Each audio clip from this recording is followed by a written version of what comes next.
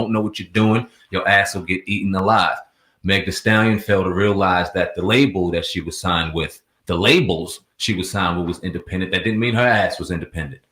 And she found that out the hard way, even though her rise to success was getting crazy, her internet buzz was nuts, all of these things were going on around her.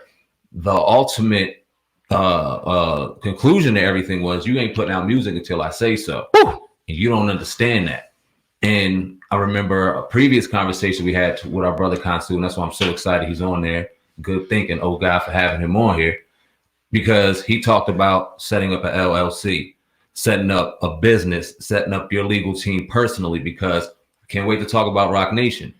There's some shady shit and some slick shit going on with Rocnation too. It's very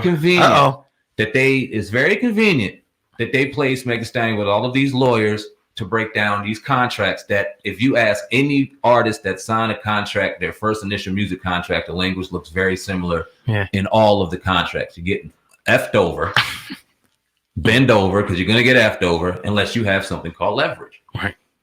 I'll refrain until it's my time again. I'll let brother. No doubt. Yeah, Consul, come in, man, and do the thing, man. Before he goes in, man, smash that like button real quick and share this video. I present to you, brother Consul, the expert. What you think about this, Consul? What's going on? Yeah, I did work, independently with a good friend of mine, a friend named Calvin. I won't say. I tease him, my brother Cav Twister in Chicago. We did some things together, and I did work with Atlantic Records and Universal Records with another group, also from Chicago called Quelo, and I did a lot of the contract work and intermediary work. So I learned how the mechanisms of the business work, and oddly enough, it's the same thing as any business. It's business. And unfortunately, when you're dealing with companies like Rocnation is a management company, okay? It's been around right around 2000, I want to say 2008.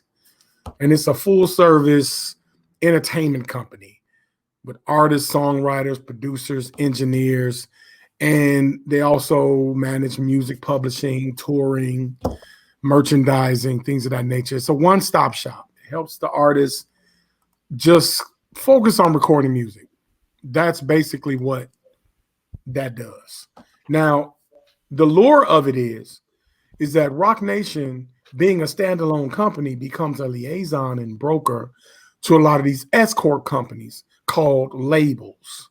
So when you got 300, which Al Cohen, or whatever his name, Leo Cohen, who is the new CEO guy of YouTube and YouTube's music division, started. He touted Megan as his first female artist, along with her other artists. I think a label 150 or whatever that. 1500. Yeah, 1500. The name doesn't matter. They're all S-corps. They're not really named that. It's something else. They're just that for the sake of structure. So you have these S-corps and they belong to a parent company. So what they do is they sign the artist, which is the product, but the S-corp gets the check and then they distribute the check to the artist. The artist then signs an exclusivity deal to those two S-corp labels. And when they sign that deal, the S-corp labels can and sometimes will own all the masters or some of the masters, may negotiate some of the publishing, may not, may handle and own anything from touring to ticket sales. This is what we talked about months ago when we talked about the 360 deal. This is a 360 deal, but it's got layers now. People are adding layers to the 360 deal. So the slick guy in it all is Rocnation, because what Rocnation is doing is getting a piece of the pie from everybody. The artists, the two sub-corps, and the major corp. So they're getting money on the front end and money on the back end, and then they also have the nerve to tax interest from management to the artist. So the artist won't know that because the artist truly is not independent. The artist is a subsidized entity. Should have set up an LLC, limited liability, set up a limited liability partnership with incentives. A partnership deal similar to Rockefeller when they signed with Def Jam, Def Jam, Rockefeller didn't sign to the label. They became partners from the jump. Dame and all the other guys fronted their own money, and then they met their quotas, and then they split the profit. Unfortunately, someone like Megan Thee Stallion, who doesn't have the ability to put herself in the media, she had been rapping for a few years prior to signing with these sub companies, just didn't have the push to get over the edge. And then, of course, we got those publishing companies that Rocnation owns, and of course, Lyle Cohen, who knows how to work publicity, get the numbers you need, and it's not a coincidence that he has influence in YouTube. He has influence in YouTube. She'll get her views. She'll get saturation. She'll pull in Facebook. Facebook is owned owns Instagram, so forth and so on. There go all those sub companies again. So now, because music is digitized, and I hate to be so wordy, but this is that complicated. Because music is digitized, this is the way the RIAA regulates manufacturing and distribution now. Because manufacturing and distribution is all but gone, because we have this thing called the internet. So you can't tax the actual production or manufacturing of the music. Forgive me, not production, but manufacturing of the music. And how was that done? Through CDs, through tapes, cassettes, and records. Well, those are gone. So there's no tangible, no tangible product that you can hide interest in and tax. Because remember, Michael Jackson was upset. He was only getting 6 cents per CD when it broke down. Then he had to restructure the deal, and then he left. Because he lost millions of dollars, hundreds of millions of dollars, to the actual label who was owning the rights and all this other kind of stuff. And he had to fight through that. Then Prince figured it out and said, oh no, I'm not doing it either. And so when the artists could become aware, then they learn. So Megan is in a tough spot. It's probably going to have to do some legal representation, probably buy her contract out, or she's going to have to sit still. And unfortunately, Megan is a flash artist. And what I mean by that is if she doesn't stay saturated, she will not be able to keep up with the pace, because her kind of music doesn't have a long shelf life. If she doesn't, she doesn't have that pop appeal. Not yet. She's there, but not quite. Brother Kansu, question. Based off of what we seen yesterday, is it fair to say that she's not even as financially stable as one would imagine? Not even close.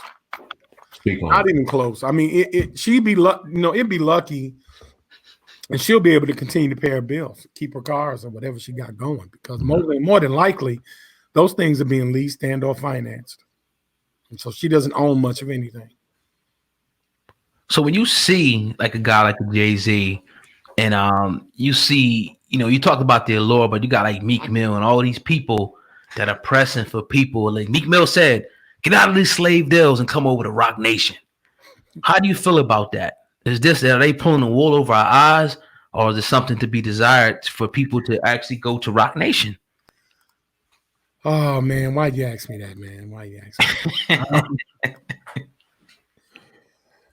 Okay, man. Yeah, they're pulling the wool over their eyes. Oh God. Facts. Period. It's corporate business. Period. She's product. She's like Michael Jordan gym shoes. You know what it reminds me of? Oh, go ahead. I don't have to lower the price on the gym shoes. Everybody wants them. I don't have to concede to you. I'll just go make another Megan. I don't have to. If it's me, I don't have to. I can produce you quite easily. You know what I feel? I mean, it makes me feel like it was a wave, right? Where people were starting to really get educated on the nonsense that was going on with the labels. And we seen this incredible wave of independence, and we were screaming independence, and it was independent.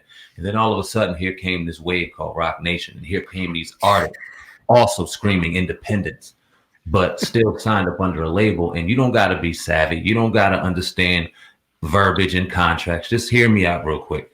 If you're signed to a label, you are dependent on somebody. How can you be independent? Just think about that. And I made the mistake.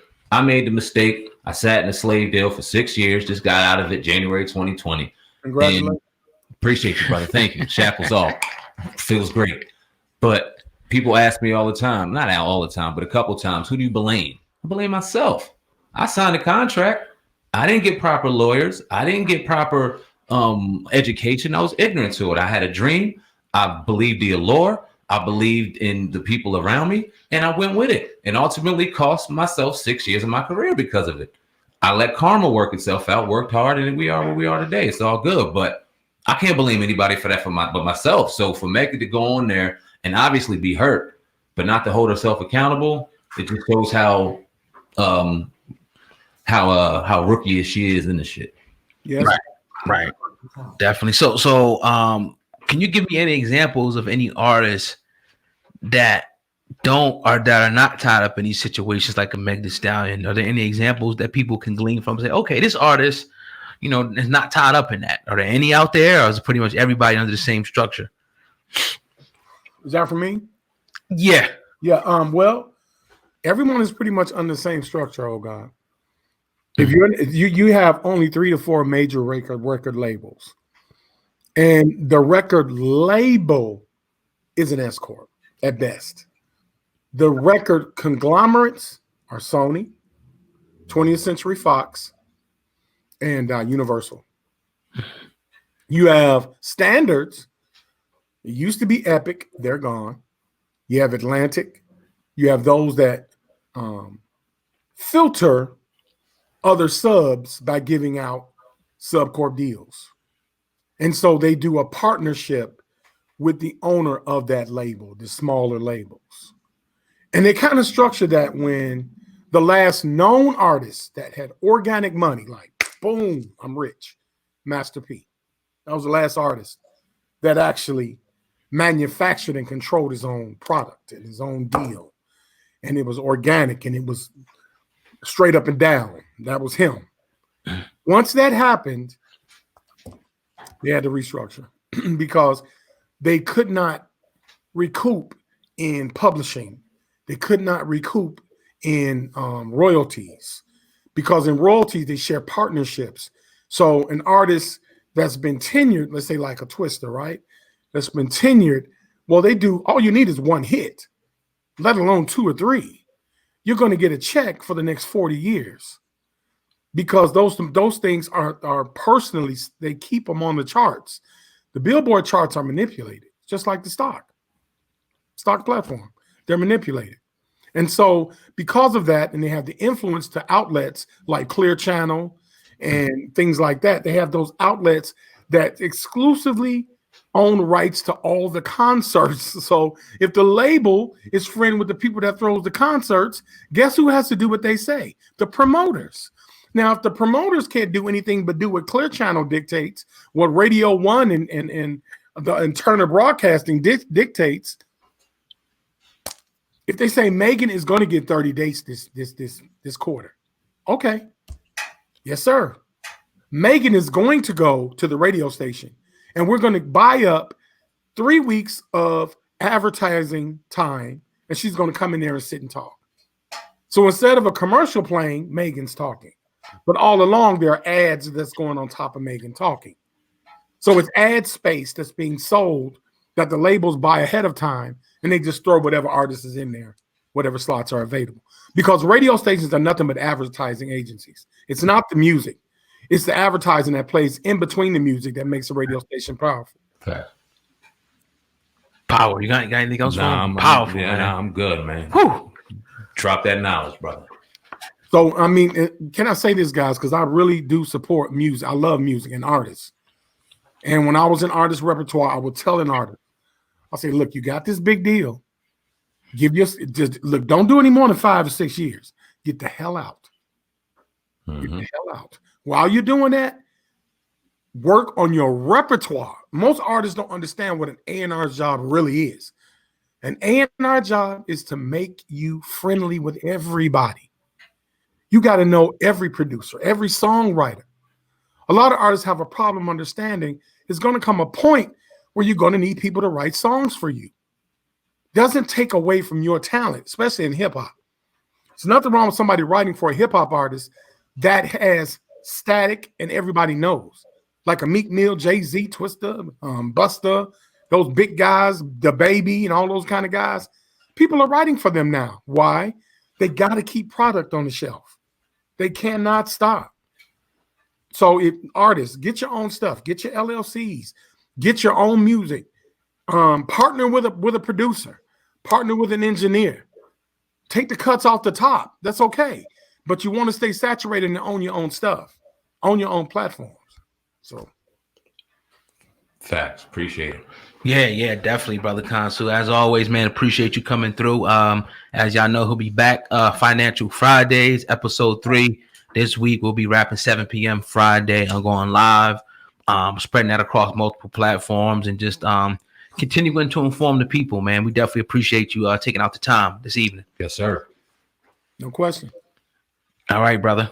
All right, man. Peace and power, guys. Peace.